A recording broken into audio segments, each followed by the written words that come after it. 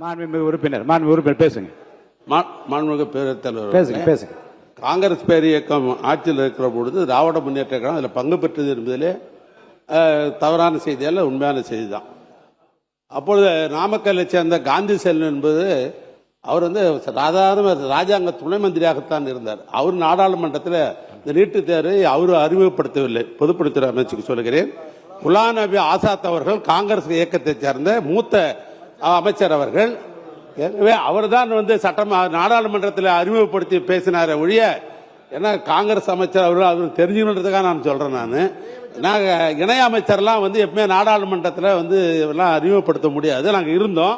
ஆனால் அதே நேரத்தில் கேபினெட்டில் நாங்கள் தமிழ்நாட்டில் இந்த நீட்டுத் தேர்வை நாங்கள் ஏற்றுக்கொள்ள மாட்டோம் என்று தமிழ்நாட்டு முதலமைச்சராக இருக்கிற கலைஞர் சொன்ன கருத்தையும் அந்த கேபினெட்டில் சொல்லப்பட்டது மட்டுமல்ல, அப்பொழுது முதலமைச்சராக இருந்த கலைஞர் அவர்கள் கடிதமே எழுதினார். என்ன எழுதினார்னா, தமிழ்நாட்டுக்கு நீட்டு ஒத்து வராது, நாங்கள் இங்கே அறிமுகப்படுத்த மாட்டோம், ஏற்றுக்கொள்ள மாட்டோம் என்று சொன்னார்கள். அவருக்கு உத்தரவாதம் கொடுத்தாங்க, நாங்கள் தமிழ்நாட்டில் நாங்கள் நிறைவேற்ற மாட்டோம், ஏற்றுக்கொள்ளுகிற மாநிலத்தை அவங்க ஏற்றுக்கொள்ளட்டும் என்று சொன்னார்கள். அதனால்தான் தடை இருந்தது. அவர் இருக்கும் போது தடை இருந்தது. அதற்கு பின்னால் ஆண்ட அம்மையார் அவர் காலத்திலும் நீட்டு தேர்வு நுழையல. அதுதான் வரலாறு. அதனை ஒட்டித்தான் இப்போதும் ஆதரிக்கின்றீர்கள். மாண்புமிகு மருத்துவ கல்வி மற்றும் மக்கள் நலத்துறை அமைச்சர் அவர்களின் தீர்மானம் பேரவையின் முடிவுக்கு விடப்படுகிறது.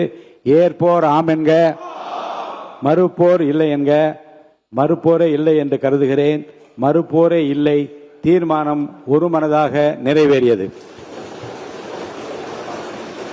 மாண்புமிகு உறுப்பினர் பேசுங்க.